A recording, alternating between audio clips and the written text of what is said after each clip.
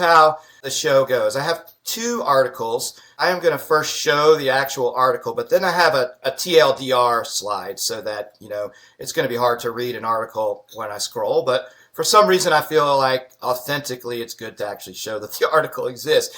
And then, Matt, you're the guest. You'll give your take on it. And it's not as much on the article, but on the subject of the article, right? And just how you think about it. And then I'll do the same, and then we'll do a little vote. Do we take it or do we leave it? That's pretty much it for this first time. So I'm going to scroll down to the first article. This is an article. Hopefully it comes up. Here we go. This is an article from Forbes magazine, and it's about skills-based hiring and basically saying, skills-based hiring is really not working right now. So if and I have strong opinions about this, I'm sure you do too. So here's the TLDR about it, right? And we can take a scan of this, and generally we'll say that there's some research here that I think it's always good to see numbers, and it just looks like there's not much going on. There is a typo error in there, so we're going to ignore that, and with a bullet that doesn't go anywhere. And it just seems like people are maybe giving lip service to this, probably because it's not easy to do, and it hasn't been very successful from translating from theory to practice. So what do you think, Matt? Give us your take on this. Yeah, I looked at the article, and the title riled me because it was just so the skills-based hiring has failed, the absoluteness of it. So I think that there is a serious point in this article. What I did, though, was it annoyed me so much. I went back and actually read the report that it's based on. Mm-hmm. And I think there's a couple of things that come out. I mean, the first thing is, as you say, skills-based hiring isn't easy. It's it's very difficult. It's something that takes a long time. It's something that's reflected in the report that this article is about. And also, skills-based hiring isn't just removing a degree requirement from a job description. So I think that whole thing about it's failed because of this data around degrees is a bit ridiculous.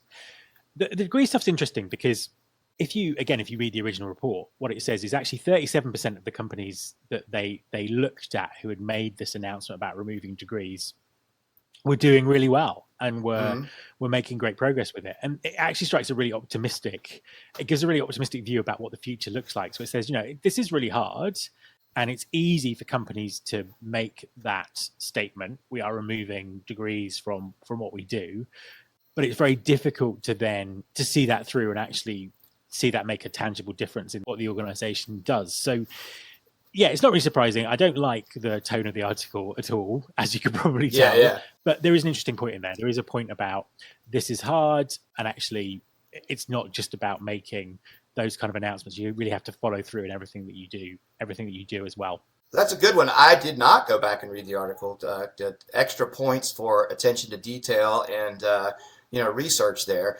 As far as I'm concerned, I love the idea of skills-based hiring, believe me, especially as an assessment guy, because one of the things you can substitute for that educational background, et cetera, is a way to just measure where someone is or what their potential is for certain things. So I love it. I am not surprised to see the information here. I do think, though, 40% at where we are now, so early on in this, is not a bad number, really, to see if 40% of people are succeeding. To me, the barriers to it are not necessarily what the company is interested in or not, but there's the first barrier to me is how are you defining a skill, right? I think there's a lot of what I call empty calories in this. So if you think about some of the platforms that take job descriptions or other means, mostly job descriptions probably, and say, we're going to turn that into a cloud of words that relate to this job. If you can't measure those words, if you can't verify those words, that to me becomes difficult to execute on this, right? So companies need to not only look at those skills, but they need to find a way to not take the technology's word for it if it's just grabbing some stuff, right? So I think that part is important. And I've had a little bit of experience. I'll tell a little story. I like to do this. It's probably been 6-7 years ago. I helped a research project called the Essential Competencies Project, and it was It was sponsored or funded through grants by the Conference Board, which is a enterprise research company, independent. And our goal was we canvassed, I think, 20 global companies, and our goal was to get them for one job to substitute an assessment or a series of assessments for the educational background or resume part of the hiring process. And we were able to sign up 5 to pilot.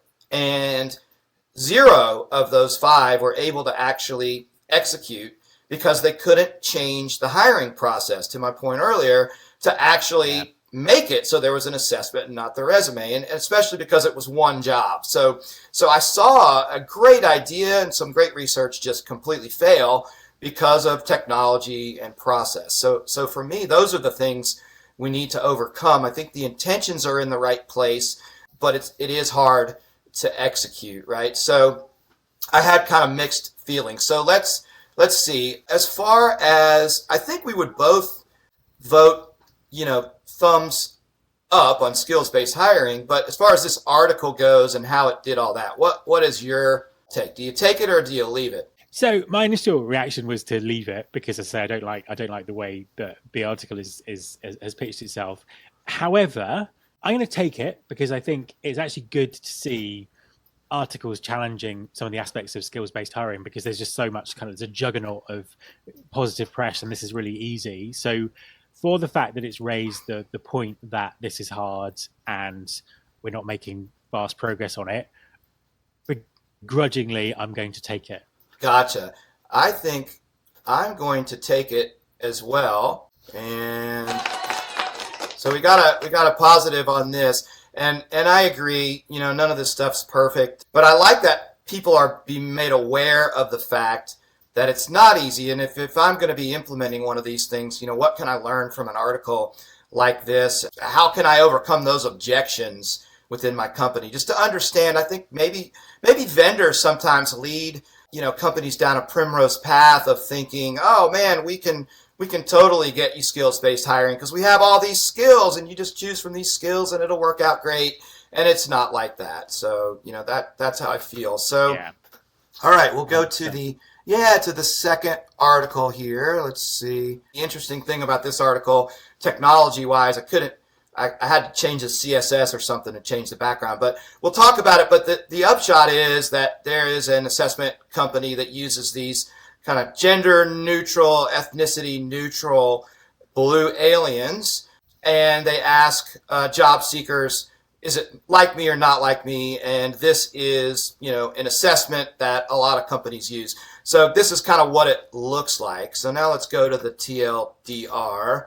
And, basically what they're saying is that job applicants, especially hourly scale jobs, are being asked to do this task. And the result is it's going to tell on a very common, the Big Five model of personality, where these people lie. And hopefully the company has calibrated those to what's important on the job.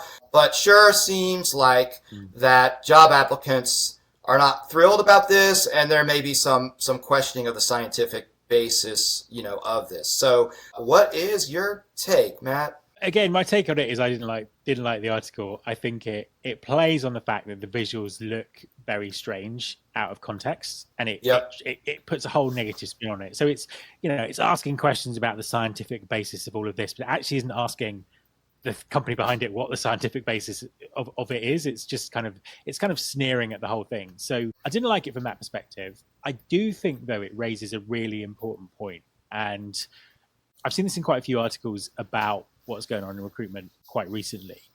I think as an industry, particularly when everything's changing like it is now, we have to be so much better at educating people in terms of what's going on. Because I think if you drill down to how this has been set up and the science behind it and all those kind of things, I'm pretty confident that there's probably a very good reason and basis behind this. They're taking the views of one person rather than actually what do the other candidates think about who went through this process. But I just think it's kind of our industry setting itself up for this kind of article. And I think that we just need to be much better at educating people in terms of what's going on and perhaps some of the great work that may sit behind this and the point of it. Because I think that hiring and recruiting is just such an easy target, especially if you're putting especially putting AI into it, because then there's the whole suspicion that computers are making decisions, and Hmm. there's not a kind of a strong sort of basis behind that. So this to me is a kind of a warning of the kind of press that might happen moving forward. And I think it's really important that we are so much better educating people in terms of what's going on and how things are going to change, and how, what the benefits are, particularly people who are not taking, who are not going through that process at the moment and might not realize why it was better than the old process, for example. Yeah, that's great. And I love it that you have that viewpoint. I'm an assessment guy. That's what I've been doing for like 30 years. I look at talent acquisition as a holistic thing, but this is what I specialize in a pretty deep way. So what I can tell you is that I think assessments are good, but I think the article has a very, very valid point when it comes to what that assessment looks like. I know as a job applicant, if I saw those creepy blue things, and then I looked at it and I'm like, I wouldn't even know how to tell if one of those is like me or not. I think the execution here is really poor. I am shocked that a company would use something like that. I mean, look, nobody likes taking tests. I'm a test guy. Anything you can do to make it more engaging and entertaining, yes. Tests can have bias, so this is obviously in the positive column, an attempt to mitigate any bias by looking at something and saying, if it's me, not me, and there's any cues as to race, ethnicity, gender, etc., that's going to contaminate things. So I totally understand this. When the criticism of efficacy about the science, I will tell you this: there is a lot of very good science behind this stuff. There's a lot of direct, crappy science behind this stuff. I don't know enough to know, looking at this, what category it falls into. To me, we have a thing in my field called face validity, and that is, does the test or the hiring process look like the job? Can I make a connection in my mind that I'm being asked something relevant to the job? I don't see that here. And if I were consulting to an organization, I would never, ever let them use that assessment. If you're just after big five traits, there's a billion assessments that do that, and it's the most common thing that gets measured in my research. So as far as, I think, again, it's hard in this take it or leave it to separate the concept necessarily from the from the article. You did a great job of doing that last time, so you lead here and tell me if you take it or leave it on this one. Any way you want it. You do it any way you want it. Again, it's kind of hard, because I was very much leave it, but having listened to what you've just said there, that's kind of really interesting. So I think that, and obviously the basis that I think this is a great example of how, as an industry, we need to be much better at talking about what we're doing.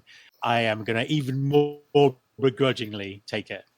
Yeah, good. So what I would say is, I get to make the rules. It's my show. But what I would say is I'm going to give it a thumbs up for the article, but I'm going to give it a thumbs down for the assessment itself. I feel like people need to know that assessment is not a thing that I would want someone to use as an expert. So I will go thumbs down on that part, but I think the article's doing a good job. I don't like how it says, questioning the scientific basis, but that's actually legitimate. So I'm going to give it one of these for the actual stuff, and then I'm going to give it some applause too. So that's pretty much it. And the funnest part here is I'm going to send all the way to Scotland the Take It or Leave It show t-shirt. I don't know if that's actually showing up on camera. So let's